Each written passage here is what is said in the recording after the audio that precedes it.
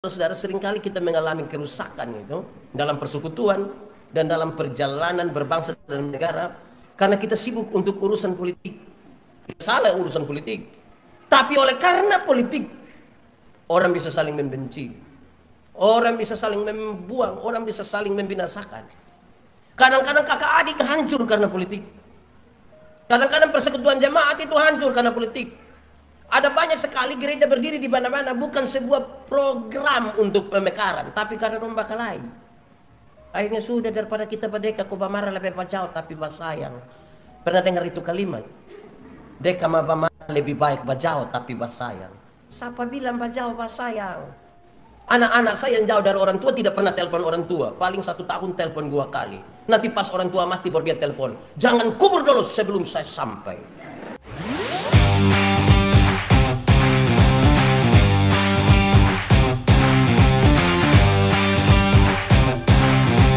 Shalom. Sekali lagi shalom. Selamat pagi buat kita semua.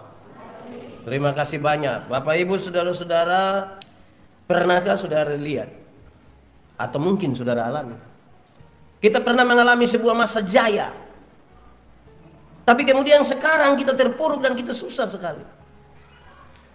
Mungkin kita sendiri pernah alami, atau kita lihat di orang-orang yang ada di sekitar kita. Dulu itu orang kaya sekali, Pak. Dia punya sapi penuh di sekitarku, Pembar. Rumah-rumahnya besar. Tapi sekarang, kira-kira ketika mengalami begitu, saudara-saudara, apa yang sesungguhnya dirasakan? Kita mungkin rasa tidak aman. Kita mungkin sedih. Kita susah. Tapi orang lain, ada yang ikut susah dengan kita. Ada yang senang. Ada orang tertentu yang ketika dia lihat kita susah itu dia kayak mau bikin pengucapan syukur. Kadang-kadang dia kasih tahu kita, Bapak, sunai ketemu dia batu, Bapak. Pernah dengar itu kalimat kok?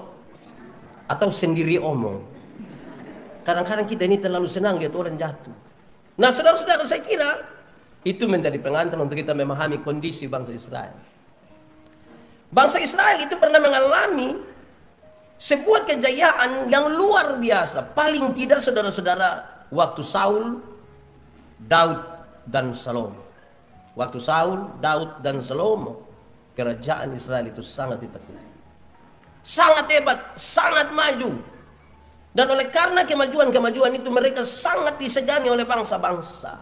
Tetapi saudara, ketika Salomo mati, setelah Salomo tidak ada, mulai bergantian raja-raja, tetapi mereka tidak bertahan, tidak mampu sama seperti yang dipimpin sebelumnya. Justru banyak raja membawa umat Israel untuk menyembah berhala. Jadi bukan saja tidak mampu bertahan, mempertahankan sesuatu tidak bisa, tetapi bawa orang lagi untuk menyembah berhala. Setelah Salomo mati itu terjadi persoalan yang serius secara politik, saudara-saudara. Orang bertengkar, siapakah yang akan menggantikan Salomo? Dan itu justru terjadi di kalangan keluarga sendiri. Sudah bertengkar di antara mereka lagi, justru raja-raja membawa orang-orang ini untuk menyembah berhala. Bukankah ini kerusakan yang serius? Itu hari perang juga bunyi begitu. Orang terkuju itu. Ya. Baik, saudara-saudara, ini hal menjadi serius karena pertengkaran dan perseteruan. Saya kira saudara-saudara, seringkali kita mengalami kerusakan itu dalam persekutuan dan dalam perjalanan berbangsa dan negara karena kita sibuk untuk urusan politik. Salah urusan politik, tapi oleh karena politik orang bisa saling membenci, orang bisa saling membuang, orang bisa saling membinasakan. Kadang-kadang kakak adik hancur karena politik. Kadang-kadang persekutuan jemaat itu hancur karena politik. Ada banyak sekali gereja berdiri di mana-mana bukan sebuah program untuk pemekaran, tapi karena domba kelahi. Akhirnya sudah, daripada kita berdeka kubamara lebih bajau tapi basayang. Pernah dengar itu kalimat? Deka mabamara lebih baik bajau tapi basayang. Siapa bilang bajau basayang? Anak-anak saya yang jauh dari orang tua tidak pernah telepon orang tua. Paling 1 tahun telepon 2 kali. Nanti pas orang tua mati baru dia telepon. Jangan kubur dulu sebelum saya sampai. Dia sayang orang tua dengan cara apa? Di Netneo juga ada yang begitu. Ada. Paham apa dong itu yang orang tua tidak perhatikan tapi mati suruh untuk apa? Dia sudah lihat. Ada masalah di dalam, ada masalah penyembahan. Itu menghancurkan itu. Bangsa yang tadinya sudah sangat baik. Apakah Tuhan tidak menyertai mereka? Tuhan menyertai mereka. Saudara-saudara, pembuangan ke Babel itu terjadi karena penyembahan berhala. Tuhan sebenarnya tidak mau mereka pergi ke Babel, tapi ini orang yang tidak percaya Tuhan, mereka menyembah berhala dan mengandalkan kekuatan perang dari Asyur. Kekuatan dari manusia yang mereka andalkan dan bukan kekuatan Tuhan. Saudara-saudara, memang dalam perjalanan hidup ini, kalau kita tidak percaya kepada Tuhan, kita akan percaya kepada hal-hal yang ada dekat dengan kita. Kita tidak lagi akan menyembah Tuhan secara benar. Bahkan yang lebih parah, saudara-saudara, kita bisa bagi bahwa ada orang yang tidak kenal Tuhan itu karena memang dia ateis. Dia tidak percaya memang. Sejak awal dia tidak percaya bahwa Tuhan itu memang tidak ada. Kau mau percaya bikin apa? Ada kelompok orang begitu.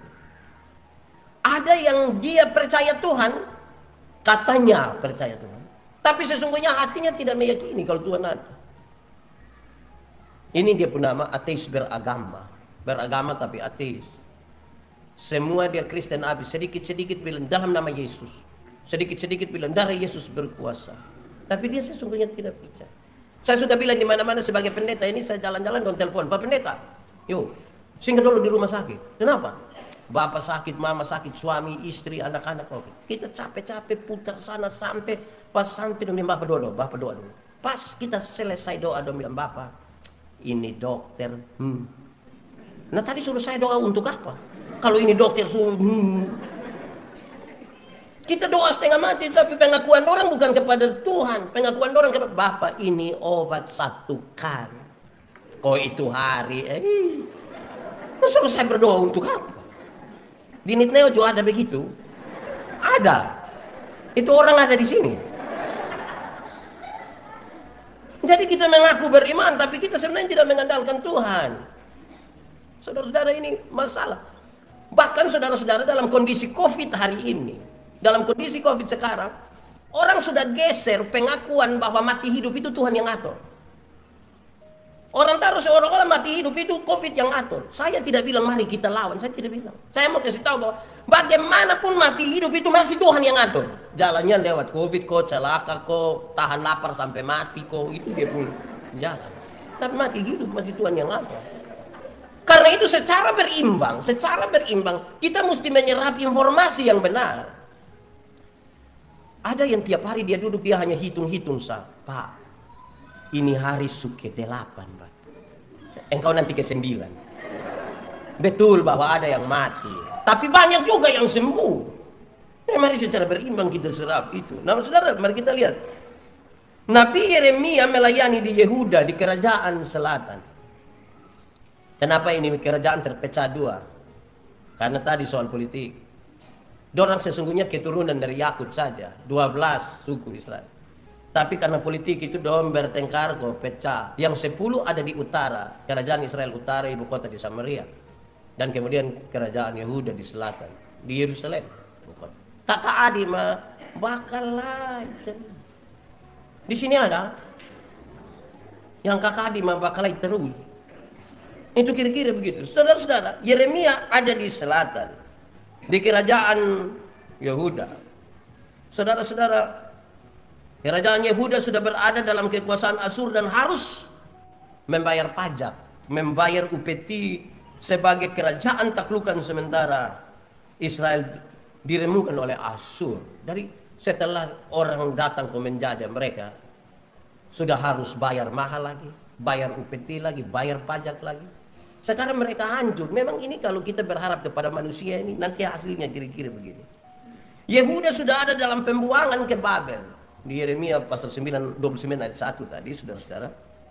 Di penghujung kerajaan Asyur semakin melemah, dikalahkan oleh Mesir. Tetapi kemudian tidak lama lagi Mesir dikalahkan oleh Babilonia, yang membawa Yehuda sebagai orang buangan ke Babel. Jadi saudara lihat, dari satu kerajaan jatuh lagi satu, jatuh lagi satu, baru pembuangan. Hidup ke macam terpuruk lagi. Saya bayangkan kalau dia duduk sama-sama, pasti dia bilang, Bapak don dulu. Hanya bisa cerita Bapak don dulu. Sekarang orang jajah, orang bikin. Pernah jaya, pernah hebat, tapi tidak andalkan Tuhan lagi, andalkan kekuatan diri. Akhirnya kita hanya bercerita tentang masa lalu. Hampir-hampir kita merasa tidak ada masa depan. Apalagi saudara-saudara, kalau saudara baca pasal 28 ayat 11. Nubuat palsu itu justru mempengaruhi terlalu besar bangsa itu. Itu nubuat kasih bilang, tenang saja, kamu akan mengalami pembuangan hanya 2 tahun, jadi tenang saja. Jadi dulu, paling 2 tahun. Tutup buka mata, sudah. Paling 2 tahun. Ini sama kayak kita pi kredit motor itu. Paling 2 tahun. Ferry masuk antar orang pidatang sudah. Oh, 1.200.000 itu. 6 bulan teh orang datang tarik kembali. Karena dengar yang kau paling 2 tahun. Pernah dengar itu kelima teh? 2 tahun. 2 tahun diler ambel. Memang nubuat palsu ini dan terlalu cepat percaya. Bilang 2 tahun, padahal berapa tahun? 70 tahun. Berarti tambah berapa tahun? Oh, itu dia subai-bai itu. Saudara lihat, tapi banyak orang percaya kepada yang palsu-palsu, bukan yang asli. Tambah lagi kehancuran. Bangsa Israel waktu ada di Babel mengalami 3 kehancuran yang serius. Pertama, secara politik nasional mereka tidak punya pemimpin. Semua tidak suka dijajah, tapi siapa mau pimpin siapa? Yang kedua, secara ekonomi mereka rusak parah. Karena mereka hanya jadi budak, kerja dari pagi sampai sore, hanya untuk kepentingan para tuan. Mereka tidak punya simpanan, makan seadanya. Yang berikut, karena mereka punya bait Allah di Yerusalem sudah dihancurkan. Mau ibadah di mana? Tidak ada lagi tempat untuk mereka beribadah. Belajar tentang iman, etika, moral. Dan ini sebuah tantangan yang serius. Makanya saudara-saudara, ketika kita masih diberi kesempatan untuk beribadah seperti ini, mestinya memang fokus kita hanya kepada Tuhan. Mestinya kita menjaga. Kalau saudara sebentar dengar kisah. Kira-kira 35 tahun lalu ketika orang-orang tua di sini merintis berdirinya jemaat ini, ada sejumlah hal yang menjadi cita-cita dan landasan kenapa gereja ini mesti dibangun. Kira-kira 35 tahun lalu. Fokusnya mesti ada di situ. Kalau kita fokus tidak ada di situ, fokusnya kita bukan kepada Tuhan Allah, nanti kita akan bertengkar, kita berkelahi. Nanti pilih penatua di satu rayon kita marah. Surat penolakan lah, surat kaleng. Di sini juga pernah. Karena fokus kita bukan untuk Tuhan. Saudara, mari kita lihat lebih, saudara-saudara. Yehuda ini akan ada di sana 70 tahun, saudara. Tetapi Yeremia meyakinkan umat, meyakinkan mereka yang ada di pembuangan untuk menerima situasi mereka dengan percaya. Apapun keadaannya, terima dengan percaya bahwa rancangan Tuhan atas mereka itu adalah rancangan damai sejahtera. Mesti percaya. Walaupun 70 tahun susah, tapi Tuhan tetap merancangkan yang baik bagi mereka. Bukan rancangan kecelakaan. Saya kira ini sesuatu yang penting. Kenapa? Karena memang harus diisi dalam pikiran dan perasaan, dalam iman kita bahwa penyertaan Tuhan itu sempurna bagi orang-orang. Bagi manusia, bagi saya, bagi saudara, bagi persekutuan jemaat. Dalam seluruh dinamika. Saudara-saudara, kalau secara singkat kita membaca teks ini, dia kasih pesan beberapa hal. Ini kalau kronologinya begini. 2 tahun setelah Raja Yekonia beserta rombongannya dibuang, pembuangan belum berakhir juga sesuai dengan nubuat palsu itu. Sebaliknya rombongan berikutnya malah menyusul. Jadi bukan yang dibuang pertama pulang, orang lain tambah lagi. Oleh karena rancangannya adalah rancangan kesejahteraan, maka mereka pun dipanggil untuk menjadi alat Allah untuk mensejahterakan tempat di mana mereka ada. Mau tidak mau mereka ada di situ. Karena itu maka Tuhan memanggil mereka supaya mereka diingatkan terus menerus. Penyertaan Tuhan itu terjadi bukan saja ketika mereka ada di Yehuda, tapi penyertaan Tuhan juga sempurna bagi mereka ketika mereka ada di pembuangan. Sumber kekuatan itu berupa jaminan akan berkat Allah bagi kelangsungan hidup. Dan saya kira yang penting adalah persekutuan yang indah dengan Tuhan itu menjadi penting. Itu jaminan-jaminannya. Kamu akan tetap ada di sana. Kalau secara singkat kita lihat isi dari surat Yeremia ini, saudara, dia berisi kira-kira 5 hal. Saya coba sampaikan buat kita secara cepat. Pertama, saudara, bahwa mereka harus hidup secara normal, membangun rumah, menikah, dan mengusahakan kesejahteraan atau kemakmuran kota di mana Allah menempatkan mereka, karena mereka tidak akan kembali ke tanah mereka sebelum 70 tahun. Sebelum 70 tahun kamu tetap akan ada di sana. Tetapi karena itu hiduplah normal. Jangan bikin tidak normal. Di tempat di mana kita ada itu hiduplah secara normal. Kalau tinggal lama, nah harus bersuka cita. Saudara bayangkan kalau 70 tahun di satu tempat hidup hanya muka asam, iri hati. Saya kira itu susah. Ini ibarat kalau kita masuk penjara. Saya ingat waktu saya jangan penjara. Saya ingat ketika mahasiswa teologi praktek. Apalagi praktek pertama. Apalagi jadi vikaris pertama. Apalagi waktu jadi pendeta pertama kali. Dapat SK ditempatkan di satu tempat. Waktu dengar bilang saudara ditempatkan. Itu dong senang mamati. Itu bikin pengucapan syukur. Foto baru kirim di kampung. Dong bersyukurin. Terus cepat-cepat tidak tahan lagi tanya orang yang itu tempat di mana, tempat di mana ya. Terus secara diam-diam dong ambil motor kopi lihat. Sampai sana ternyata air tidak ada, listrik tidak ada, sinyal juga susah. Dia pun syukur tadi mulai kurang, mulai turun sedikit. Itu dia pulang dia bilang, ai apa? Pokoknya bapak terlalu susah. Tapi kan ada orang di sana toh. Iya bapak, tapi saya kan apa? Jadi waktu dengar pertama itu semangat, mulai lihat itu mulai Begitu juga sama seperti kita menikah. Waktu pertama itu bapak, baju dong merah-merah, pipi dong merah-merah. Pendeta tanya, suka dia apa? Suka semua bapak. Oh luar biasa ya. Kamu ini hari nikah, iya bapak. Rencana cerai kapan? Tidak akan bapak, tidak akan. 1 minggu kemudian, mam tuapu ini bangka. Mama kenapa tidak tadi waktu jalan ke agak pusing kau jatuh kenapa? Padahal bab tua yang falungku itu. Jadi saudara-saudara, kalau orang ada di tempat yang dia tidak suka, yang secara fisik dia tidak suka, tiap hari dia hanya silang-silang ini kalender. Kalau ditempatkan 2 bulan, dia bilang sudah biar ini hari pertama silang, hari kedua silang. Itu rasa cepat kok lama kok cepat kok lama. Saya pernah bilang kepada saudara, 2 minggu itu cepat kok lama, 2 minggu cepat kok lama kok cepat kok lama.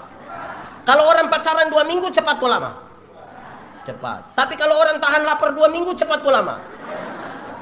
Jadi yang benar 2 minggu cepat kok lama. Saya lihat saudara ini yang mulai tidak. Kita baca Alkitab ini, Alkitab tebal begini, tapi kalau satu hari kita baca 4-8 pasal, 4-8 pasal, cukup 4 bulan baca habis satu Alkitab, 4 bulan. 4 bulan cepat kok lama. Lama kok cepat. Kalau orang hidup dia umur hanya 4 bulan, cepat kok lama. Cepat. Tapi kalau dia perut sakit 4 bulan, cepat kok lama. Jadi yang benar 4 bulan cepat kok lama. Cepat kok lama. Lama kok cepat. Sekarang saudara lihat, ini yang Tuhan mau kasih tahu orang melalui Yeremia.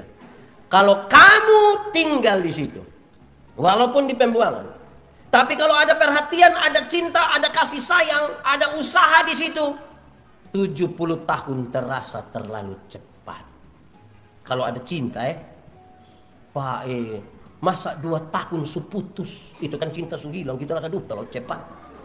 Tapi coba bayangkan, ada orang yang saudara tidak suka kok, ada kok tidak? Ada. Dia ada di sini. Coba saudara lihat dia coba. Kenapa saudara lihat saya semua? Coba orang yang kita tidak suka tuh kita lihat dia. Itu semakin 2 menit itu lama kok cepat lama. Lebih dia pimana kok. Ini yang Tuhan mau kasih tahu. Kalau kamu ada di mana, kamu mesti belajar hidup normal. ada cinta, menikahlah di situ, usahakanlah itu tempat. Jangan tiap hari hanya duduk tertahu ini 70 tahun ini pulang masih dapat pensiun kok tidak. Sapi dong masih, nah kalau pikir begitu lama-lama belum 70 tahun kita semua mati dan pikiran. Nah saudara-saudara, tadi malam saya ikuti ibadah penghiburan dan pengucapan syukur Klasis Kota Kupang berkaitan dengan meninggalnya sejumlah jemaat, keluarga pendeta dan teman-teman pendeta. Ibu pendeta emeritus ini ketika berkhotbah dia kasih tahu kalimat pertama yang menarik. Menurut saya itu penting dalam kaitan dengan teks. Dia kasih tahu begini. Daripada mengutuki kegelapan, daripada duduk dan mengutuki kegelapan, lebih baik ambillah sebatang lilin dan buatlah dia menjadi terang. Daripada tiap hari hanya berduka cita dan mengeluh meratap, lebih baiklah mulailah sesuatu dengan terang. Karena menangismu juga tidak akan merubah apa-apa. Tidak akan merubah apa. Saya bilang satu saat saya kakak meninggal karena orang tabrak. Teman saudara-saudara dong marah mau ribut-ribut. Saya tanya, kamu menangis kenapa? Kamu menangis kenapa? Kami pun kakak yang paling baik gini orang kasih mati. Kenapa kamu menangis? Kamu sayang dia? Iya, kalau kamu sayang dia, pakai itu rasa sayang untuk urus baik-baik ini. Bukan cari tambah masalah. Kadang-kadang kita merasa kita mencintai tapi salah jalan. Kalau sayang urus dengan baik ini jenazah, urus kira-kira ke depan ini mau kemana, dia punya anak, dia punya istri dan lain sebagainya. Bukan cari tambah masalah. Karena itu hiduplah dengan normal, hiduplah dengan sukacita. Walaupun kita ada di pembuangan. Tapi saya berefleksi saudara, banyak kali kita ini bahkan bukan di pembuangan saja hidup kita tidak normal. Hidup yang ada, hidup baik-baik di Neos ini, hidup kita tidak normal. Saya rasa banyak dari kita ini belum merdeka. Kita punya anak-anak dong itu. Tadi saya datang saya tanya ini Bapak Majelis, Bapak ini motif mana ini Bapak? Ini motif ini mana lagi? Hello, oh iya, oh baik, bagus. Kenapa saya tanya begitu? Kita punya anak dong ini, kalau suruh pakai motif, dong kayak rasa susah sekali. Kayak tapi kalau pakai celana yang levis yang tarobek gitu, dong rasa kayak terlalu galai. Itu foto ngeri Bapak. Padahal celana tarobek gini. Di Niteo juga ada. Itu anak dong nggak di sini. Siapa pun anak itu? Kita ini belum merdeka. Karena apa? Sepertinya kita orang Timur. Saya ini orang Timur dari TTS. Saya pun bapak orang Nuban, mama orang Molo. Makanya saya pun muka begini. Kita orang Timur, ada banyak yang dia merasa dia punya harga diri naik. Kalau dia omong dia harus logat Jawa. Kalau dia omong logat Timur itu namanya mari kok kita pimakan gula-gula. Itu udah rasa kayak aduke. Tapi kalau dia logat yang luar punya, terus orang di luar sana dia mau bikin ke Eropa, ke Korea. Aneh itu, saya rasa kita tidak normal. Amin kok. Di sini juga ada yang suruh dong hafal 12 anak Yakub tidak tahu tapi itu artis Korea dong hafal. Di sini ada. Kamu tidak normal, kamu itu tidak normal. Hafal kamu pun bayi dong pun nama. Kamu pun nenek dong pun nama itu hafal. Tapi itu artis Korea itu tidak kirim ke kamu uang. Saya suka tadi di liturgi itu ada bahasa-bahasa yang saya sendiri tidak tahu. Saya kepingin bertanya, tolong dijawab buat saya. Memang kita menyatu dengan sapaan Hua. Hua itu apa? Sayang kok. Atta. Titi. Besa. Pana. Ya, panggil bapak begitu toh. Kita puan anak dong so tidak mau. Kalau saya bilang apa tadi? Wah, dong saya bilang gue nah. Wah saja tidak apa-apa toh. Atau salah? Tidak, saya tidak melarang kita untuk memahami perkembangan, mengikuti perkembangan, tidak bisa dilarang. Tapi jangan sampai terlalu ikut perkembangan, akhirnya kita hidup tidak normal. Hidup tidak normal, tidak baik. Kedua, catatan dari teks dari surat Yeremia. Mereka tidak boleh mendengarkan nabi palsu. Yang meramalkan bahwa masa pembuangan itu akan singkat saja. Yeremia pasal 29 ayat 8 sampai 9. Mereka tidak boleh dengar itu. Nabi palsu itu harus selalu akan memberi harapan palsu. PHP. Dia hanya akan ngomong yang enak-enak. Saudara, hati-hati kalau orang datang dan datang langsung bilang, tenang, tenang. Jangan tenang. Kalau datang dan datang tenang. Bisa-bisa palsu, Bapak. Karena itu uji dulu. Amin kok. Apapun, kadang-kadang orang tawar kasih kita barang ini semua baik habis. Bapak, ini barang ini Bapak terlalu. Terlalu. Lu pernah pakai? Belum, Bapak. Tapi dia. Jadi lebih baik uji dulu, uji dulu. Nah, ini dunia sekarang ini yang palsu dan yang baik itu sama-sama. Jadi kalau kita tidak serius, nah jangan dengar nabi palsu. Pak Pendeta, lalu bagaimana kita bisa bedakan nabi palsu dan nabi tidak palsu? Saya omong dua bagian. Pertama, ini semacam gambaran saja. Saya mau kasih tahu pertama. Kalau kita terbiasa pegang uang yang asli, maka satu saat pas kita raba uang palsu langsung tahu. Makanya itu biasakan diri dengan yang asli. Maka ketika kita raba uang palsu, ini palsu. Kok saya tiap hari pegang yang asli? Dia pun soal kalau kita tidak pernah pegang, maka apapun yang datang halal masuk. Sama kayak kita dengan kita pun suami, kita pun istri. Kita lihat dia tiap hari toh. Satu saat biar dia ganti bedak sekalipun kita tahu itu dia. Itu. Saya pernah kasih nikah pasangan nikah itu karena nikah masal 72 pasang nikah. Mereka pakai pakaian adat semua. Pakaian adat semua. Terus saya tanya dong suku kocar kacir. Saya tanya, "Apa suami yang mana?" Jadi bisa tahu. Bisa tahu. Jadi terbiasa dengan yang asli, yang palsu kita tahu. Kalau kita terbiasa dengan ajaran yang benar, yang ajaran tidak benar datang kita tahu. Itu bagian pertama. Tapi bagian yang kedua dalam kaitan dengan ini, saya ingin katakan, uji dulu. Uji. Apapun itu uji dulu. Bagaimana cara uji? Cara uji, ukuran pertama itu Alkitab. Ada orang datang bilang saya, "Bapak, ada dapat penglihatan Bapak. Ini kita mau acara, kita tahu Bapak. Ada kita punya orang satu dapat penglihatan. Dunia akan kiamat tahun 2029. Saya bilang, "Wih, mantap. Dari Bapak mesti ikut ini acara ini." Saya bilang, "Oke. Tapi bagaimana? Bapak nanti kita beli tiket, Bapak tinggal berangkat." Saya mau tanya, Doran, saya bilang begini. Menurut kamu Alkitab ini kita tulis artinya tulis habis atau mesti tambah tulis lagi? Dia bilang, "Sudah habis Bapak." Oke. Nah, kalau menurut saya juga Alkitab tulis habis, maka berdasarkan Alkitab yang sudah selesai tidak perlu tambah-tambah itu bilang menyangkut dia waktu itu tidak tahu kapan. Nah sekarang kamu sudah tahu kembali, ini yang bikin saya pusing.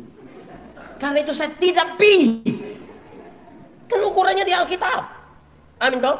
Nah, jadi ukuran Alkitab. Tapi ingat juga kalau ukur pakai Alkitab, karena ada banyak orang setan itu dia sudah tahu memang. Kalau dia serang kita dari luar dia gampang kalah. Baru lihat kita pemuka saja sudah. Tapi dia biasa serang dari dalam. Dia sengaja pakai ayat Alkitab untuk kasih tahu. Lihat itu bagaimana Yesus sendiri itu mengatakan bahwa Bapa yang mengutus aku. Berarti dia bukan Tuhan. Kan orang-orang suka bikin sesat begitu. Tanpa memahami konteks di situ. Hati-hati. Jangan sampai kita kena tipu. Saudara-saudara, Alkitab itu kan berisi dua. Kalau kita omong Alkitab itu ada dua hal yang paling utama. Hal pertama, Alkitab itu berisi penciptaan, kedatuan manusia dalam dosa, rencana penyelamatan Allah, kedatangan Yesus Kristus, janji untuk hidup yang kekal. Sehingga kalau kita baca ada ayat-ayat yang sepertinya bertolak belakang. Ada ayat bilang begini, gigi ganti gigi, mata ganti mata. Lu taruh saya, tapi ada ayat bilang kalau tampar pipi kanan, berikan pipi. Kira-kira pakai yang mana? Pakai yang mana? Nah, ini fungsi untuk kita paham. Dia tulis ini di bagian mana? Penciptaan, kok kejatuhan, kok rencana penyelamatan. Supaya kita tahu dia latar belakang seperti apa sampai itu kalimat ada. Sebab kalau tidak tahu itu, nanti sebentar kalau nasihat orang kita bilang, weh, mesti kasih. Tapi kalau kita pun diri yang alami, kita bilang, tidak, gigi ganti gigi. Ada ayat bilang begini, celakalah kamu yang minum minuman keras. Tapi ada ayat bilang, tambahkan minuman keras untuk membantu pencernaanmu. Kira-kira pakai yang mana? Pakai yang mana? Yang tidak suka minum dia akan pakai yang celakalah kamu yang minum. Yang suka minum dia bilang, kok ini sendiri bilang tambahkan loh. Jadi uji Bapak ya, kalau tidak palsu Bapak. Yang kedua, Alkitab itu berisi informasi dan ajaran. Ada informasi, informasi, ada ajaran. Pakai yang ajaran, bukan informasi. Contoh, Abraham itu pernah tipu. Pernah aku tidak? Pernah aku tidak? Pernah. Waktu dia ada depresi dan kalau bilang, woi, kalau orang tanya kasih tahu bilang engkau saya punya saudara, bukan itu tipu kok tidak? Tipu. Itu informasi, bukan ajaran. Ajarannya bilang jangan berdusta. Nah kadang-kadang kita bilang, kau lihat Abraham yang bapak segala orang percaya, tipu. Jadi tipu untuk kebaikan tidak apa-apa toh Bapak. Apa? Tipu itu tipu. Salomo itu dia punya istri 700, tambah gundik 300. Berapa semua? 1000. Saya yakin apa depan dia tidak kena. Paling sulewat baru woi, lu punya nama siapa lagi? 1000 Bapak. Kalau satu hari dia dengan satu orang dari istri-istrinya, dia butuh kurang lebih 3 tahun baru terputar kembali sampai istri. Itu sampai pemilu berikut itu. Tapi Alkitab omong begitu. Dia ingin mengatakan, ini informasi bukan ajaran. Jangan sampai ada yang mau kawin 2 dia bilang, kok Salomo 700 tidak apa. Saya baru mau 2 kamu suprote. Ini kita sudah bikin sesat ini. Sesat. Di sini ada kok. Ada. Apa? Hati-hati. Ketiga, pada akhir 70 tahun penawanan, kaum itu akan sungguh-sungguh mencari Tuhan Allah untuk pemulihan. Ia akan menjawab doa syafaat mereka karena rencana-rencananya bagi mereka. Dari Tuhan sudah tetapkan. Nanti setelah 70 tahun. Itu saya bicara dia dalam perspektif waktu Tuhan. Waktu Tuhan. Kairos. Di Alkitab itu kenal Kronos dan Kairos. Kronos itu kita bicara tentang detik, menit, jam, hari, minggu. Aktivitas tertuju kepada satuan waktu. Tiap hari bangun pagi. Tapi Kronos itu kita berbicara tentang kesempatan yang Tuhan berikan tiap-tiap waktu di mana kita. Selama masih ada waktu untuk memaafkan sudah. Kan itu waktu yang kesempatan yang Tuhan kasih. Nah, menyangkut Kronos ini waktu Tuhan, kadang-kadang biar kita void, tapi kalau dalam waktu Tuhan tidak bisa. Tidak bisa. Nah, saya tadi tanya ini PAUD ini sudah masuk tahun ke-6 kok Ibu. Sudah 5 tahun, sekarang berproses tahun ke-6 baru kita resmi. Ini waktunya sudah. Pakai bahasa kami di TTS tabun tiayan. Dia waktu sudah sampai. Nah waktu Tuhan itu begitu. Nah kita jangan paksa kita waktu untuk cepat. Manusia yang memaksakan segala sesuatu dengan cepat menurut kemauannya bisa saja palsu. Saya suka kasih contoh di mana-mana. Di dunia dulu itu di dunia ini hanya ada satu hewan saja pun nama ayam. Ayam itu hanya satu, ayam. Terbagi atas ayam jantan dan ayam betina. Sekarang sudah ada 2 ayam. Satu ayam kampung, satu ayam potong. Tahu ayam potong ini dia datang dari mana? Ayam kampung itu kalau kita pelihara 1 tahun itu ke masih kecil.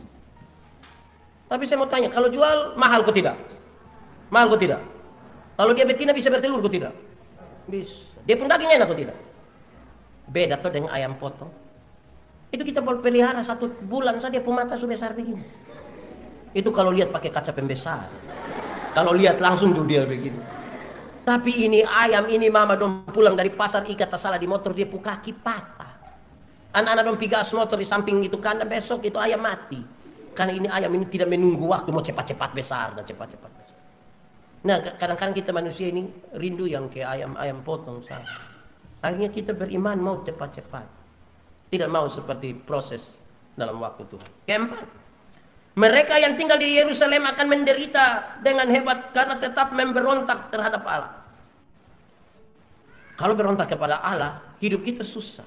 Saudara lihat Yeremia 29 ayat 15 sampai ayat 19. Mereka akan hancur di sana, tinggal di sana. Kalau tetap memberontak, hancur.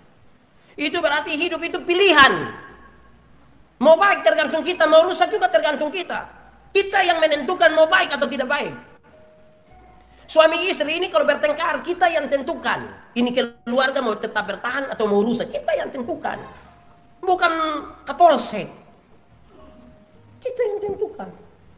Ini persekutuan jemaat di sini, ini mau baik atau tidak baik, kita yang tentukan. Semua kita yang tentukan, kan kita memilih. Ke depan kita mau jadi apa, kita yang tentukan. Saudara, karena itu saudara-saudara, kalau kita baca surat ini surat ini saudara pulang baca sampai ayat 19. Terus sampai ayat 23. Dua nabi palsu akan dibunuh karena hidup dalam persinahan dan memalsukan firman Allah. Ingat, omong kosong itu selalu akan ada ganjaran. Di sini ada yang tukang omong kosong. Kalau anak muda dong bilang prank. Ingat, yang omong kosong tetap ada ganjaran. Kita ini kadang-kadang tidak omong kosong, suka pakai yang bilang sebenarnya dan tapi. Bapak kenapa tidak pergi gereja? Sebenarnya sepi Bapak. Tapi kalau tapi itu dia ada. Bapak kenapa tidak terima jadi majelis? Sebenarnya saya terima. Tapi kalau sudah. Jadi kalau sebentar pulang dari sini ketemu jemaat yang tidak gereja, terus kita tanya, kenapa tidak pergi gereja? Sebenarnya sudah. Saya sudah tahu yang kau maksud itu. Itu tipu itu. Jadi ini kayak hati-hati kau jangan tukang tipu Jangan tipu-tipu. Tipu itu tidak baik. Tipu ini. Orang tipu itu saudara-saudara, dia mau amankan dia pun diri, mau cari keuntungan. Jadi jangan tipu. Nah saudara-saudara, mari kita lihat Tuhan yang punya rancangan damai sejahtera. Saya takut pertama sedikit bisa So tahun kita ketemu satu kali juga. Oke. Pertama saudara, Tuhan merancang sesuatu. Kan kita di mana tempat kita ada, Tuhan mau kita memanggil orang untuk menjadi berkat di situ. Kita membangun tempat itu, kita hidup di sana karena Tuhan punya rancangan damai sejahtera. Saudara-saudara, damai sejahtera yang Tuhan maksudkan bagi kita, bagi bangsa itu bukan seperti kehidupan tanpa perjuangan. Damai sejahtera bukan obat penenang. Damai sejahtera itu bukan mabok sopi, kau tidur, bilang, aduh saya suami kalau dia mabok begini aman. Dia tidur, damai sejahtera bukan itu. Damai sejahtera itu pergumulan bersama-sama dengan Tuhan dalam seluruh situasi hidup. Lama-lama Mam Tua tiap hari hanya siapkan sebab Tua sopi supaya aman. Nah, kalau aman itu harus pakai sopi, itu bukan aman. Nah, sedikit bab tua hancur. Kedua saudara-saudara, damai sejahtera tidak sama dengan memiliki semua yang kita inginkan. Sebab makin banyak harta itu mungkin makin susah tidur itu. Saudara lihat dulu waktu kita belum ada apa-apa itu kan rumah taruh. Saya lihat orang-orang di kampung dan tidur itu dong rumahnya tarik-tarik sebegitu. Paling-paling pagar depan tutup itu pakai kayu karena takut hewan masuk ke makan tanaman. Coba saudara lihat kalau dia mulai harta banyak. Pintu depan kunci, itu pintu pagar itu. Datang sampai pintu emper kunci. Pintu muka kunci. Ruang tengah kunci. Kamar tidur kunci 2 kali. Di dalam kamar tidur ada kamar lagi bawah kolong tanpa tidur. Dia kunci lagi. Woi, ini saya yakin dia pusing. Dia dalam piman mana hanya bawa kunci. Mungkin dia juru kunci itu. Jadi hati-hati. Saya tidak bilang bahwa tidak boleh kaya. Kaya silakan saja. Tidak apa-apa. Tapi damai sejahtera bukan karena kita memiliki segala sesuatu. Ada orang kok yang tanpa tidur harga 15-20 juta pakai AC 1,5 PK. Malam susah tidur. Tapi coba lihat yang di pasar dong itu. Diduri sadon tidur sodu. Kita bilang, ama, kok bisa tidur? Saya mabok dari tadi malam. Tapi saya tidak suruh kita mabok. Saya mau kasih tahu bahwa kita bisa beli tempat tidur mahal, tapi kita tidak bisa beli tidur nyenyak. Kita bisa beli makanan yang enak-enak dengan harga mahal, tapi kita tidak bisa beli selera makan. Kita bisa beli kasih nona bunga, beli kasih mama cincin emas, gelang emas, kalung emas. Tapi cinta, mama pun cinta kita tidak bisa beli. Makanya kalau mama main mata dengan satu orang, kita kayak mau bunuh diri itu. Karena cinta tidak bisa dibeli. Jadi kebahagiaan, damai sejahtera itu bukan karena kita memiliki segala sesuatu. Damai sejahtera itu ada kalau Roh Kudus itu tinggal di dalam kita. Roh Kudus tinggal dalam kita itu damai sejahtera. Ini persekutuan jemaat ini kalau Roh Kudus tinggal aman. Jangan roh pecah belah. Kalau kita baca Kejadian pasal 11 kisah tentang Menara Babel. Ayat 1 Kejadian pasal 11 bilang begini. Waktu itu di kolong langit ini hanya ada satu bahasa dan hanya satu logat. Tapi waktu dong mau bikin itu menara, masing-masing mau mencari nama, mereka hancur lebur. Karena datang dengan keangkuhan, bukan dengan Roh Kudus. Waktu kita baca kisah para rasul pasal 2 tentang pencurahan Roh Kudus. Waktu itu diam di Yerusalem orang-orang dari berbagai suku bangsa. Dari Elam, Kapadokia, Mesopotamia, Frigia, mana-mana. Tapi karena Roh Kudus itu datang, dorang yang berbeda-beda itu menjadi satu. Siapa yang datang dalam nama Tuhan, dia menyatukan. Tapi siapa yang datang tidak di dalam nama Tuhan, pasti menghancurkan. Pasti menghancurkan. Karena itu saudara-saudara, Roh Kudus itu yang tinggal dalam kita itu penting. Damai sejahtera itu kalau Roh Kudus ada dalam kita. Yohanes pasal 14 ayat 15 sampai ayat yang ke-27. Saudara boleh baca. Damai sejahtera itu dari dalam, bukan dari luar. Karena itu damai sejahtera tidak ditentukan oleh sesuatu yang dari luar. Saudara-saudara, kalau damai sejahtera itu ada di kita mau membangun sesuatu. Dan sekarang kita mau membangun apa-apa, ini orang pempengaruh kita juga banyak. Kadang-kadang saudara-saudara, pegawai satu dia mau rajin, separuh bilang begini, jangan terlalu leb-lebe. Ada banyak orang urusin negara, jangan terlalu leb-lebe. Pernah dengar itu kalimat? Nah, jangan sampai hanya tagal dia omong begitu, kita langsung, kita pun damai sejahtera bukan tergantung orang. Kita mau kerja jangan tergantung orang. Hidup ini tergantung apa yang Tuhan mau buat kita, kerjakanlah. Ini Bapak Mama don jus 1. Gereja jam 9. Don siap Bapak. Anak-anak don bilang, Bapak dan Mama sudah jam 9 belum pilih. Belum ada orang. Engkau sudah yang orang. Mau tunggu orang mana lagi? Kita sudah yang orang ini toh. Belum ada orang. Nah kita siapa coba? Orang. Jadi jangan tergantung sesuatu yang dari luar. Kalau orang satu datang ya kita sudah orang-orang ini. Damai sejahtera itu saudara bersifat progresif. Kesempurnaannya ada di dalam Yesus Kristus Tuhan. Jadi kita lagi mengerjakan sesuatu untuk menjadi sempurna di dalam Tuhan Yesus. Kerjakanlah yang perlu kita kerjakan. Tema hari ini bilang panggilan iman untuk mensejahterakan orang. Mensejahterakan itu bukan karena makan minum ada Saudara kalau baca terus kitab Perjanjian Lama setelah pembuangan, nabi-nabi bilang, "Woi, kamu punya 3 masalah itu, 3 masalah. Politik tidak ada pemimpin, ekonomi tidak ada uang, bait Allah dihancurkan. Tapi waktu kamu pulang ke Yerusalem, tidak boleh urus duluan pemimpin, tidak boleh bangun duluan, tidak boleh urus duluan ekonomi, bangun duluan bait Allah, tempat persekutuan. Engkau belajar etika moral iman. Kenapa? Jadi pemimpin tapi kalau tidak ada etika moral dan iman, dia menghancurkan satu bangsa. Kaya raya tapi kalau tidak ada iman menghancurkan keluarga. Kita ini kalau miskin ini kan tawaran jatuh dalam dosa paling-paling suruh pencuri. Tapi mulai kaya kok, Mas, enggak singgah ya Mas? Wih itu berat Bapak. Itu berat. Dulu pakai HP Nokia 3315 yang dia pembunyi bilang tidit tidit tidit tidit. Itu kan tidak bisa foto-foto toh. Dia hanya pakai senter. Tapi ketika mulai bisa pegang Android kok sedikit-sedikit bilang. Terus waktu kita muat orang bilang cantik keren. Terus kita amasa. Jadi berat. Majelis dong bosan dengar Jadi saudara-saudara makin bertambah itu hati-hati. Kesempurnaannya dalam Tuhan. Jadi saudara-saudara hati-hati kalau kita semakin luar biasa mestinya kita jaga. Ingat saya akhiri khotbah ini selama. Ini kita rayakan usia ke-35 tahun. Saya mau omong 2 terakhir. Pertama, makin jauh berjalan makin banyak hal yang dilihat. Makin banyak hal yang dilihat makin banyak pengalaman. Makin banyak pengalaman, makin banyak hal bisa dihasilkan. Makin banyak hal bisa dihasilkan, makin banyak barang bisa makin banyak uang bisa didapat. Kalau makin banyak uang bisa didapat, makin banyak barang bisa kita beli. Kalau makin banyak barang bisa kita beli, makin banyak orang memuja-muji kita. Makin banyak orang puji-puji kita makin tinggi di angkasa. Semakin tinggi kita di angkasa, semakin gampang dia jatuh.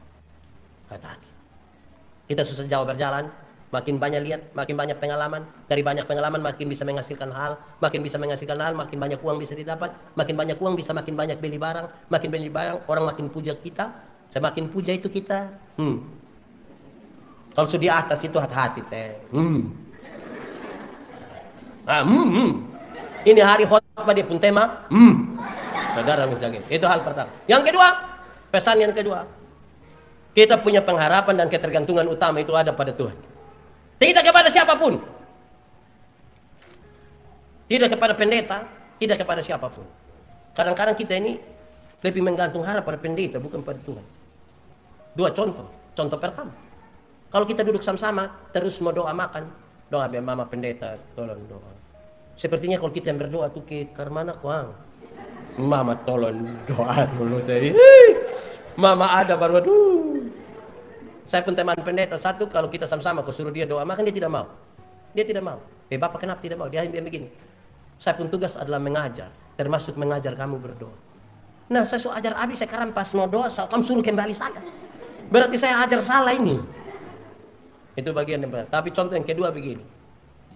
Saya waktu itu di kantor sinode kira-kira 8 tahun. Jemaat itu kalau suka dong pendeta, jangan coba-coba kasih pindah. Dompi pakai 2 trek tambah 2 pick up. Bapak don jangan kasih pindahkan pendeta dulu. Kenapa? Kami masih sementara membangun. Oh, dia kepala tukang.